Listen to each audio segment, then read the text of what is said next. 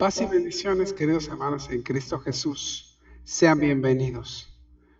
Los saludo en el nombre de Cristo y mi corazón rebosa de alegría porque sé que la iglesia tuvo una gran noche el día 4 de abril con la Cena del Señor. Bendigo a Dios por eso, lo alabo y pues le doy gracias a Él por lo que hemos vivido. Ese es mi deseo, mi corazón, de que ustedes se encuentren muy bien. Y bueno, vamos a estudiar la escuela sabática, que esta escuela es la lección número 2, la expresión más alta del bien. Entonces vamos a comenzar y quiero con ustedes pues ir viendo cada una de lo que va a ser las imágenes de esta escuela sabática, ¿sí? Y vamos a comenzar. Tenemos aquí, déjenme cerrar esta y abrir aquí, para comenzar esta escuela sabática. Bien, hermanos, la escuela es la expresión más alta del bien. Recuerden que el lema de este trimestre es la ética del discípulo y estamos ya en el segundo trimestre. Por lo tanto, vamos a comenzar y bueno, ya saben que tenemos que ponernos en oración. Esto nosotros ya lo hicimos, ya estuvimos en oración y ahora vamos a comenzar. Esta escuela sabática, hermanas, va a tener un énfasis y este énfasis es la ética como resultado del amor y la gracia del Padre. El texto: sed pues vosotros perfectos como vuestro Padre que está en los cielos es perfecto. Hermanos, recordemos que al nosotros mencionar la ética del reino, estamos hablando sobre todo de este asunto de que la ética del reino es el resultado. No es que hagamos algo para ser éticamente correctos, sino la ética se da como resultado del amor y la gracia del Padre, ¿sí? O sea, no estamos siendo éticos para que nos ame el Padre, sino porque nos ama el Padre, somos éticos. Esto es muy claro. Por eso vamos a ver en esta escuela algo muy, muy interesante. Los invito a que veamos esto, que está realmente muy, muy bonito. Es que déjeme aquí ver que esta no me está ayudando mucho, esta presentación. Pero ya la tenemos. Muy bien, cerramos y abrimos. La del énfasis ya está. Ahora el objetivo. Vamos a ver el objetivo, hermanos. El objetivo de esta escuela. Ya vimos el énfasis. Ahora el objetivo es comprender que la ética del discípulo de Cristo tiene como propósito expresar en su conducta la perfección del amor y la gracia del Padre. Entonces, ¿qué vamos a hacer? ¿Qué es lo que vamos a hacer?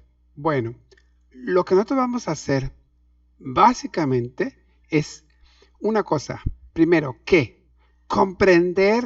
Vamos a comprender que la ética del discípulo de Cristo tiene como propósito, en su conducta, la perfección del amor y la gracia del Padre. O sea, vamos a hacer una repetición de lo que Él hizo por nosotros, hacerlo con otros. Esa es lo que es la escuela sabática, ¿sí? La escuela sabática, entonces tenemos que comprender. ¿Cómo lo vamos a hacer? Como un propósito. ¿Para qué? Para expresar la conducta, la perfección del amor y la gracia. Para expresar en la conducta, quise decir así. Entonces vamos a comprender, ¿sí?, que la ética del discípulo de Cristo, ¿cómo lo vamos a hacer? Como un propósito. ¿Cuál? Expresar. ¿O para qué? Para expresar en nuestra conducta la perfección del amor y la gracia del Padre. Esto es lo que vamos a hacer, ¿sí? Esta es la escuela de este día. Muy bien. Ahora, tenemos que vamos a iniciar, déjeme cerrar esta vamos a iniciar con la narración, hermanos. Y la narración dice de esta manera. Miren, dice que en la lección anterior, hermano, nosotros hemos comenzado a ver el estudio, ¿no?, de lo que va a ser, voy a cerrar aquí que está. hablándome.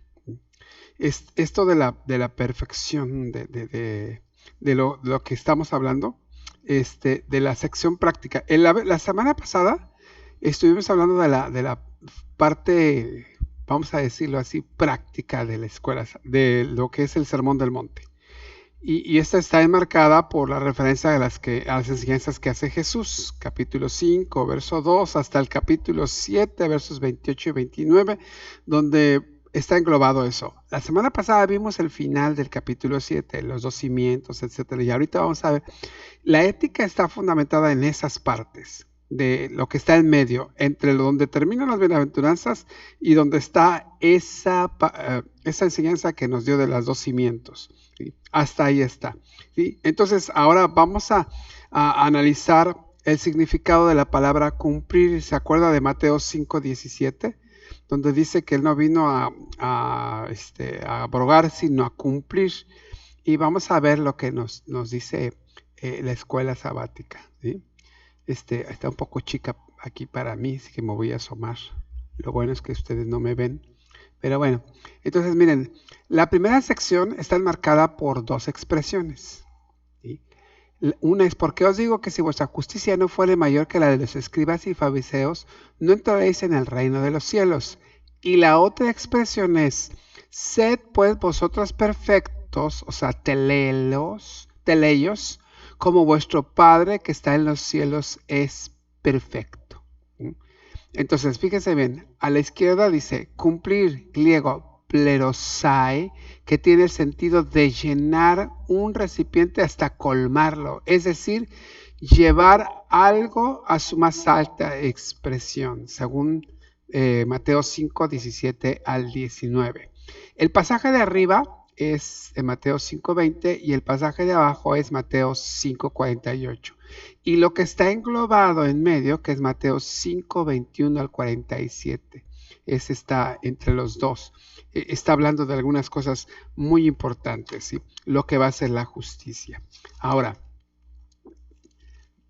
si nosotros entonces entendemos esto, nosotros estamos viendo que lo que está en medio es acerca de algunas cosas de Mateo 5, desde el verso 21 hasta el 5:44.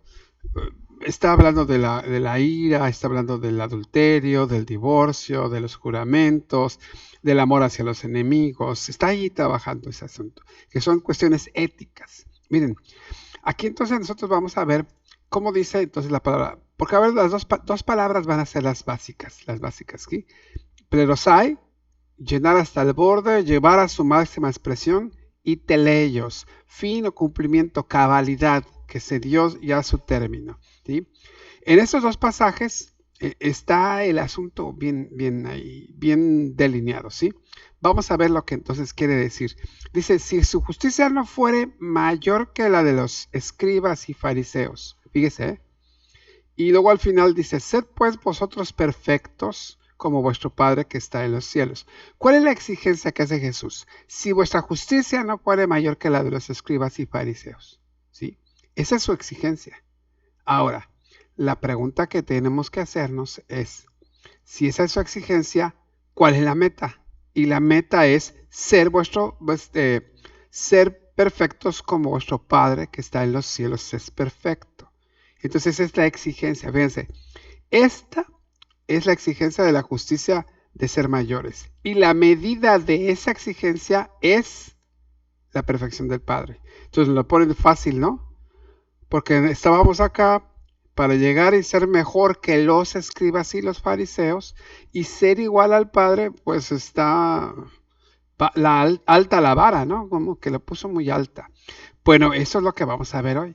Eso es lo que está aquí escrito. Ahora, vamos a ver entonces, ¿sí? Esto estamos viendo la narración, ¿sí? Miren, déjenme ver si ya puse la otra. Ah, sí, ya está aquí. La otra imagen dice así. Vean ustedes.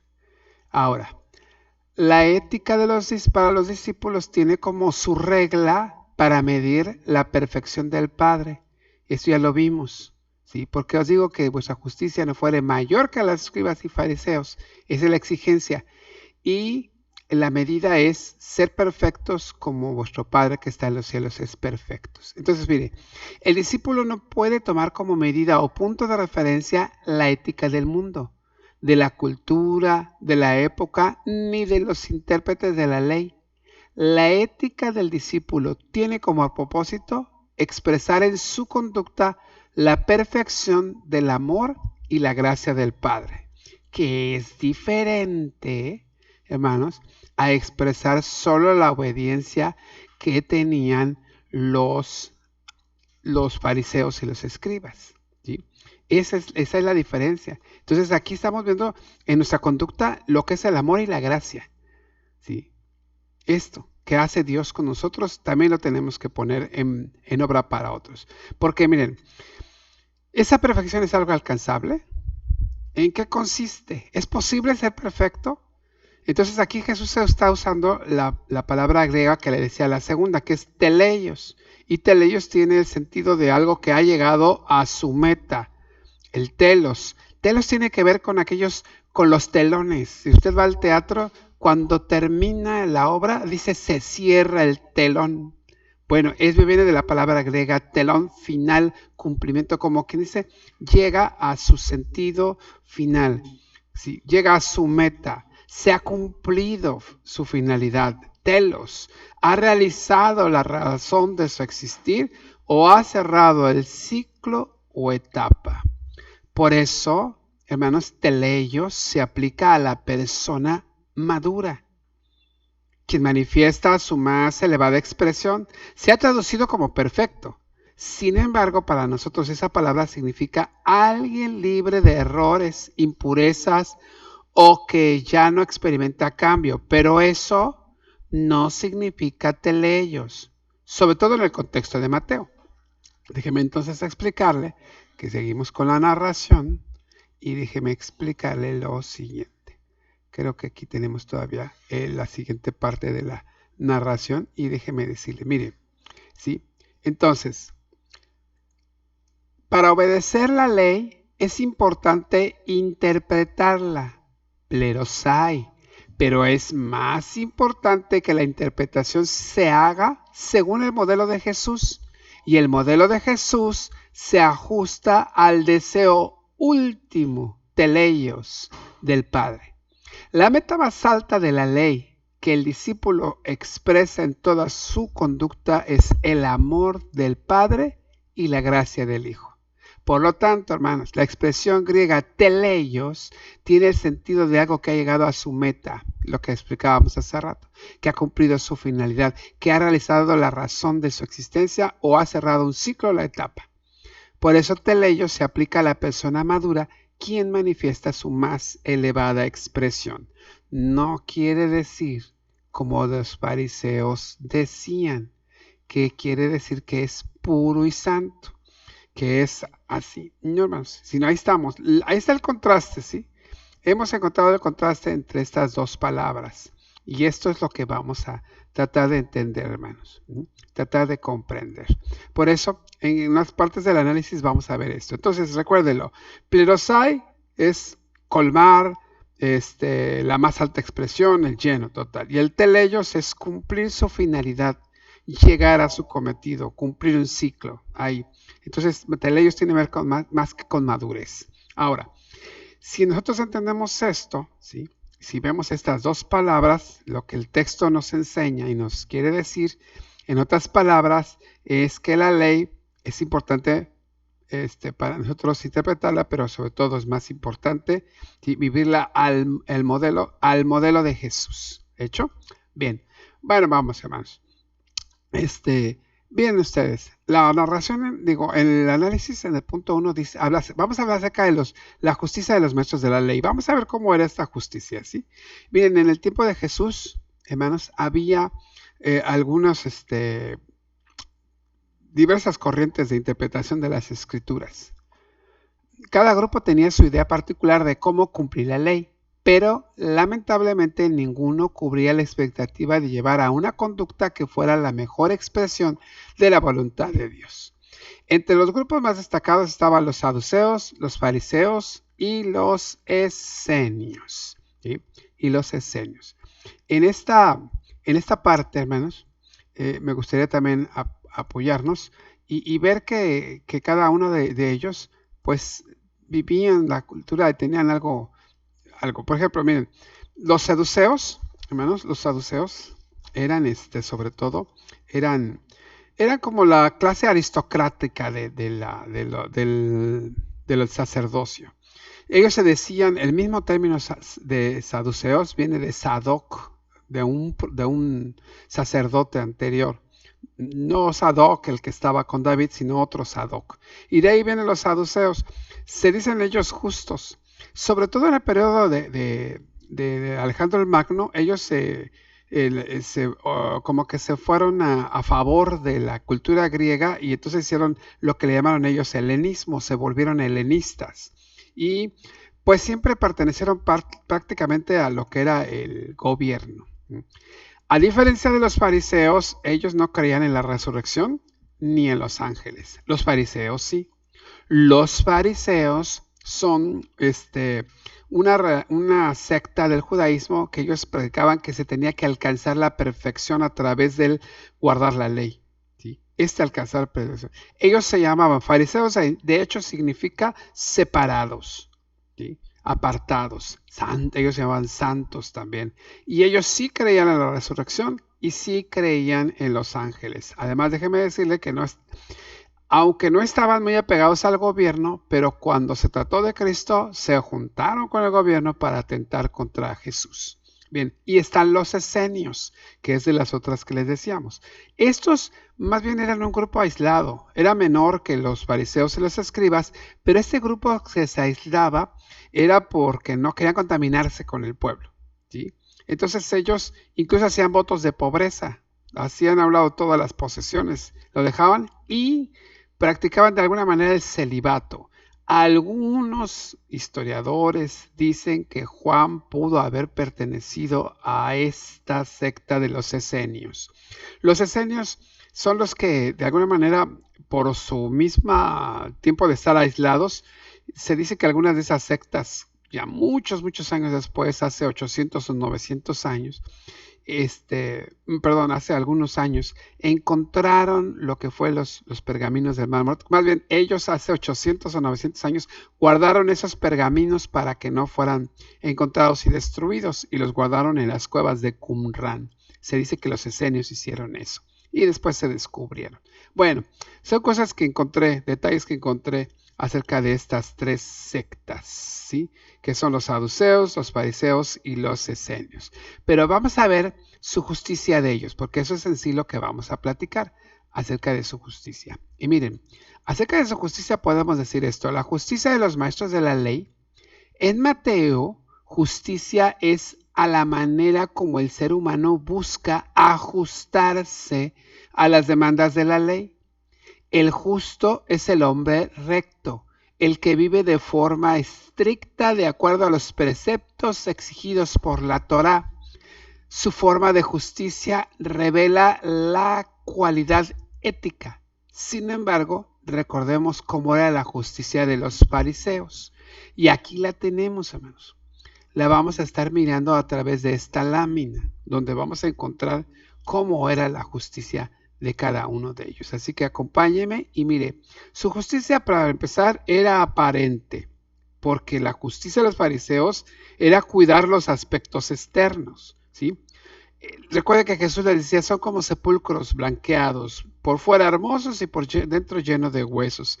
Esto hace que ellos, al desenmascararlos Jesús, pues se den cuenta que su práctica era solamente aparente, ¿sí? Era deshumanizante. Ellos se permitían tratar a su prójimo como objetos, como cosas o inmundicias. Ay, no me toques, no me hagas, no los trataban como humanos, ¿sí? Menospreciaban a su hermano, le llamaban tonto, lo descerebrado, según Mateo 5:22. Y creen que aún es más importante dar ofrendas que estar en paz con su hermano.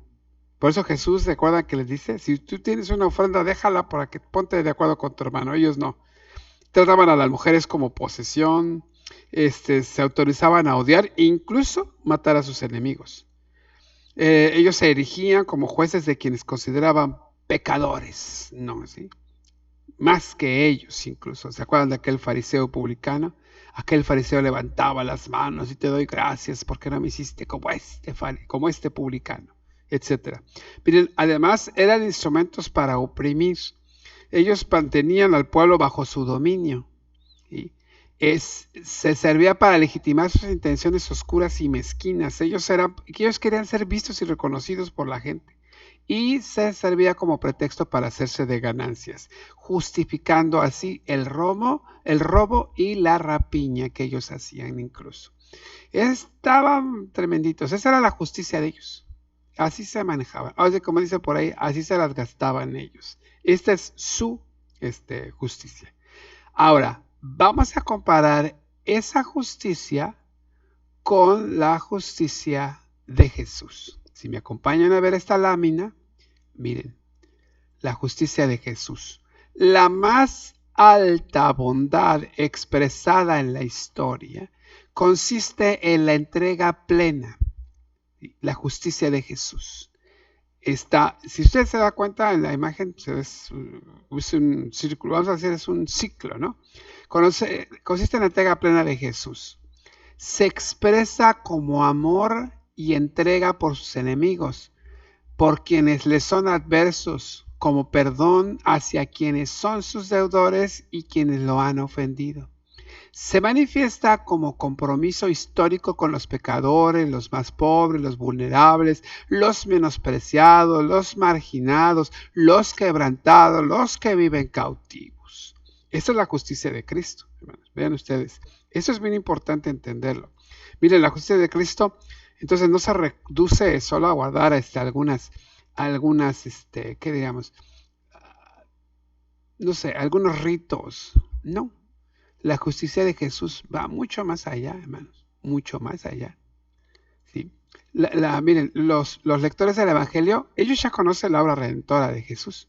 Saben que fue entregado, murió, resucitó y ascendió a los cielos, desde donde vendrá y volverá a manifestarse a los hombres. Por lo tanto, su justicia, la justicia de Jesús, no se reduce a guardar unas cuantas reglas de forma literal o rigorista. ¿Sí?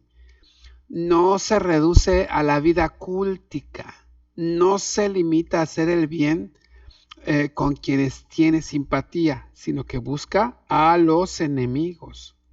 Entonces, esta justicia, hermanos, es la que nosotros decimos, si no fuese mayor, vuestra justicia mayor que las escribas y los fariseos. Vean ustedes cómo, hermanos, en este tipo de justicia que estamos hablando nosotros, esa es la justicia sublime y alta. Es la que practica Jesús. Ese es el modelo a seguir. No es el de los fariseos, aparente o deshumanizante, y a veces la vivimos así, pero bueno, no, esta es la justicia, ¿sí? Es la que se entrega, la justicia que se entrega plenamente por el otro. El modelo es Jesús y la forma que expresa va hacia el amor. Esa es la justicia, ¿se da cuenta? No se trata de guardar el sábado y no hacer nada, que eso es lo que decían los fariseos. Por eso, si vuestra justicia no fuere mayor. Entonces, si nosotros nos quedamos en la data de la ley, entonces, ¿quién podría ser mejor que los fariseos? Nadie. Por eso Jesús dice, y les va a decir bien claro, aquí está la ética del reino. ¿Cómo es? Y entonces leemos Mateo 5 a partir del 17 hasta Mateo 5, 37, algo así. 40 y tantos. Allí, hermanos, está encerrada la ética de Jesús. Acerca de nuestros enemigos, del odio, de los juramentos, del adulterio, del divorcio, etc. Esa es la ética de Jesús. ¿Oíste que fue dicho? Mas yo os digo. ¿Ya ven cómo no está diciendo, ustedes tienen que guardar el sábado, ustedes tienen que hacer? No, hermanos. Está hablando de lo que es, de esta ley que va mucho más allá de solo quedarse aquí. Por eso Él no viene a abrogar, sino a cumplir, o sea, darle la finalidad que debe de tener la ley. ¿Se da cuenta? Entonces, a veces como los fariseos nos olvidamos de hacer bien al otro por estar dando las ofrendas.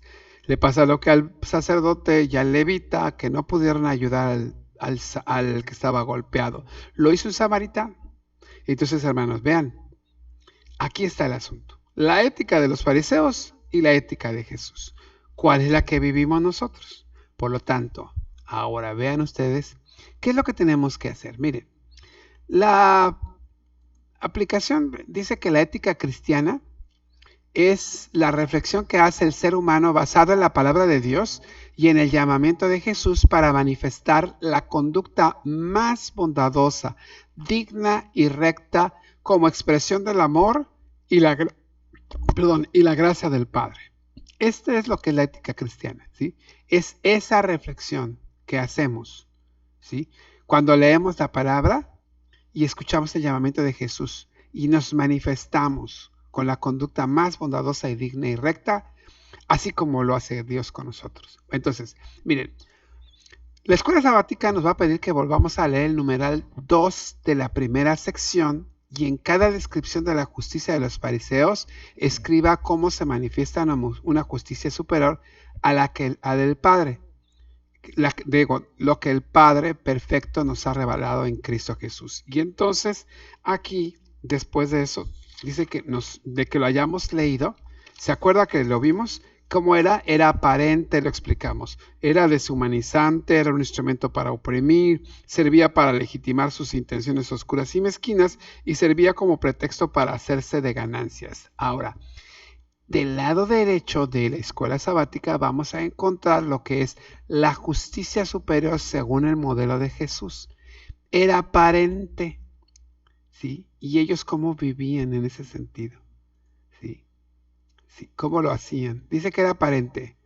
¿Cómo hacían sus oraciones? Les gustaba que los vieran, ¿verdad? La justicia superior según el modelo de Jesús no es aparente, es sincera. Ora tu Padre que está en lo secreto y tu Padre que está en lo secreto te recompensará en público.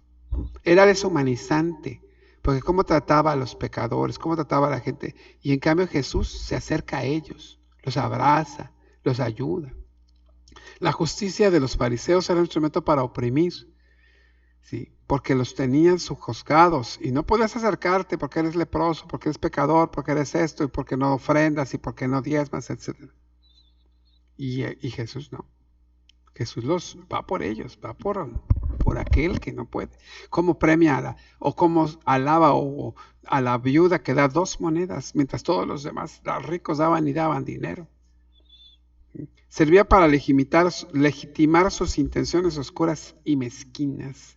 De alguna manera ellos estaban siempre pendientes de eso, siempre querían hacer cosas para poder ellos beneficiarse, ¿sí? Y eso estaba mal. Imponían sus creencias, imponían sus tradiciones, marginaban, perseguían, incluso condenaban, e incluso hasta la muerte a quienes no pensaban como ellos. Y entonces Jesús dice que no, que amemos a nuestros enemigos, que perdonemos, que oremos y que abracemos. Eso es lo que está haciendo el Señor Jesús. Eso servía incluso para ellos, para hacerse de sus ganancias, ya que ellos se aprovechaban de la ignorancia, se aprovechaban e interpretaban la ley de tal manera que se beneficiaban de eso. Esto es lo que vamos a ver y vamos a contestar este sábado. Algunas de estas cosas, usted tiene más para dar, tiene mucho más para dar. Así que yo lo invito a que lo hagamos, ¿sí? Y entonces aquí nosotros, ya me perdí. 13, ok. Ahora, muy bien. Entonces estamos en la aplicación, ¿verdad? Ya me perdí, van a creer. No sé, ya me encontré. Ya me encontré. Muchas gracias. Eso es lo que vamos a ver, ¿sí? Y después de hacer esto, hermanos, de revisar este cuadro, al final vamos a revisar. ¿Se acuerda de lo que vimos en la introducción, en el tercer párrafo de la introducción al trimestre? ¿Se acuerda que leímos todo? Bueno, de esos numerales del 1 hasta el 10 o 11 creo que son, o más, no sé, no recuerdo. De ahí podemos ir analizando. Junto con la iglesia, usted se puede juntar y pueden decir, acerca de esto, acerca de estas cosas, ¿sí? De ese tercer párrafo hay que elegir 3 y responder cómo atenderíamos a ese tema, según la justicia de los fariseos y cómo se atenderían según la perfección del Padre, ¿sí? Y bueno, si quieren, vamos a ver un ejemplo, pero en realidad ustedes lo tienen que hacer allá. Por ejemplo, ¿no? Vamos a hablar acerca de cuál es el valor de la vida. El punto número 2, ¿cuál es el valor de la vida? ¿Es correcta la práctica del aborto, la eutanasia, la pena de muerte, la guerra, entre otros? ¿Cómo lo resolverían los fariseos y cómo lo resolvería la ética cristiana? ¿Sí? ¿Cómo se atenderían según la perfección del Padre? Si alguien abortara, vamos a decirlo así, o dijera, quiero que me hagan la eutanasia, ¿cómo actuaría un fariseo? No, pecador, malo, perverso, no puedes hacer eso, la ley dice esto, no puedes.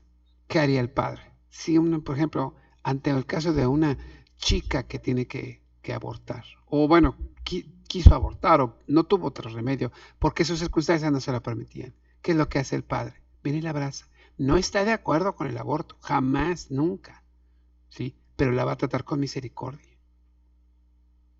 La mujer pecadora que se acercó a Jesús, la llevaron los fariseos, perdón, para acusarla delante de él. ¿Qué hizo con ella? No la condenó, dice, ni yo te condeno, vete y no peques más. Entonces vean la misericordia y el amor con que la trata. Esta mujer, quiero pensar que se fue o le hizo caso, vete y no peques más. Y quizá aplicó o debería haber aplicado misericordia con otros, no como aquellos dos hombres deudores, uno con mucho dinero y otro con poco dinero, y el que debía mucho se le trató con misericordia y no trató con misericordia el que le debía poco. Bueno, a veces pasa así. Entonces ahí tenemos que entender nosotros, y tendríamos que elegir de esos temas, 3, y ver cómo lo resuelven los fariseos y cómo lo atendería según la perfección del Padre. Recuerde, la ley es ellos cómo lo atenderían conforme a la ley y nosotros conforme al amor y la misericordia del Padre hacia nosotros, la gracia del Hijo. Así lo atenderíamos. Ese es el asunto. Ahí está, ahí estaría todo. Por lo tanto, nosotros ahora tendríamos nada más que terminar diciéndoles lo siguiente. ¿Sí? Escúcheme bien. La más excelsa manifestación de una conducta buena, digna y recta se nutre de la palabra de Jesús y apunta como meta a expresar la perfección del amor de Dios y la gracia del Hijo en el poder del Espíritu Santo. No podemos entregar las riendas de nuestra conducta a cualquier propuesta que nos ofrezca menos que esto. Sería una pésima inversión de vida. Aprovechemos la magnífica oportunidad que nos da el Evangelio para ser transformados y que en nosotros se obre el grandioso milagro de que en esta vasija de barro se exprese la perfección del Padre. ¿Cómo ve usted? ¿Cómo lo ve? Esa es, hermanos, en sí. Es eso de la excelsa manifestación de una buena conducta. El teleios. No tanto el perosai, sino el teleios. La finalidad, el fin, el cumplimiento cabal de eso, que ya hemos llegado hasta allá. Sí. Por eso, hermanos, no podemos entregar nuestra conducta a propuestas que no nos ofrezcan menos que esto que está ofreciendo Jesús. Dice la conclusión que es una pésima inversión. Hay que aprovechar la oportunidad que nos da el Evangelio, hermanos, para ser transformados, para que nosotros, sobre el grandioso milagro de que en esta vasija de barro se exprese la perfección de nuestro Padre. Y entonces, y solo entonces, se cumple lo que dice Jesús. Si vuestra justicia no fuere mayor que la de los escribas y fariseos, no podréis entrar en el reino de los cielos. Por eso la meta, el cumplimiento es la perfección del Padre. Así como el Padre es perfecto. Por eso le dice, así como el Padre es perfecto, ustedes sean perfectos. ¿Cómo es el Padre perfecto? Amoroso, bondadoso, generoso, atiende al pobre, etc. Bueno, vamos hacia allá. Caminemos hacia allá. Encontrémonos allá. Gracias, hermanos. Que el Señor les bendiga. Paz a ustedes.